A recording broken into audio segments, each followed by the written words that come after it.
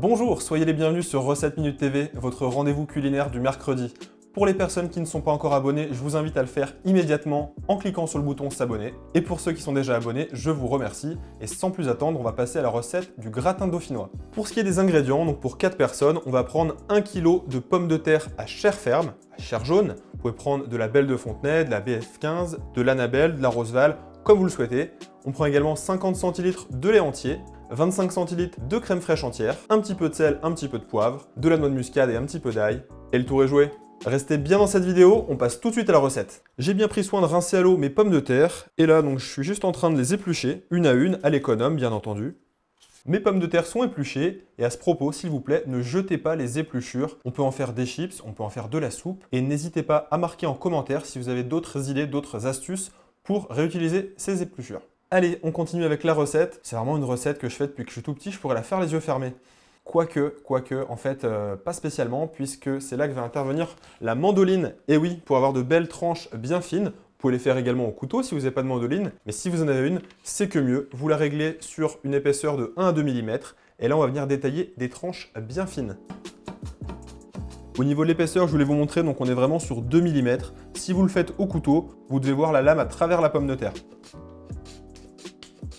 Nos pommes de terre sont coupées en lamelles et maintenant je vais pouvoir prendre un plat à gratin. Bon, j'ai pris quelque chose de solide, hein, je prends du Pyrex, jamais déçu. Et avec une gousse d'ail, je vais venir la frotter contre le plat pour donner un peu de goût. Une fois que j'ai frotté mon plat avec l'ail, je vais prendre une noisette de beurre. Ici on est en Savoie, donc autant prendre des produits locaux. Et là je vais venir beurrer donc mon moule, comme ceci. On va bien dans les coins.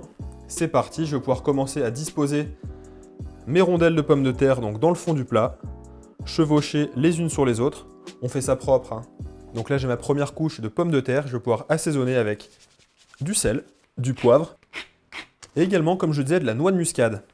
Une fois que j'ai bien assaisonné mon premier étage, je vais pouvoir y déposer un petit peu de crème et je continue. Deuxième étage, deuxième rangée, c'est parti.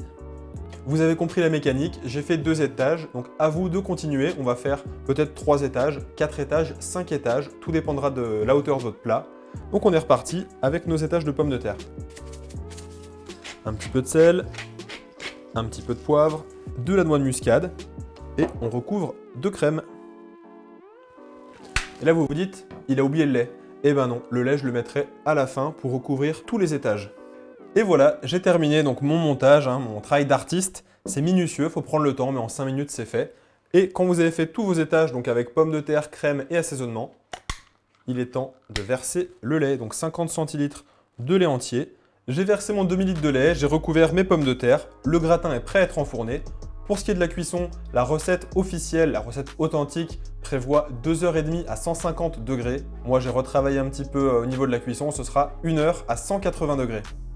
Après 1 heure de cuisson à 180 degrés, regardez le gratin, il est magnifique. Franchement, il ne demande qu'une chose, ça va être dégusté.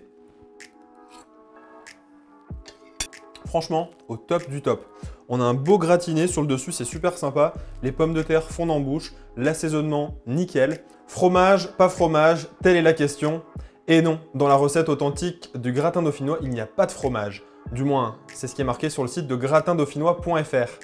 Vous mettez du fromage, vous avez une astuce, n'hésitez pas à le marquer dans les commentaires, je les lis tous, et oui. Sinon, je vous donne rendez-vous à la semaine prochaine pour une nouvelle recette dans Recettes Minute TV. Ciao. Ah tiens, j'oubliais. Faites comme moi, mangez du gratin et gardez la patate.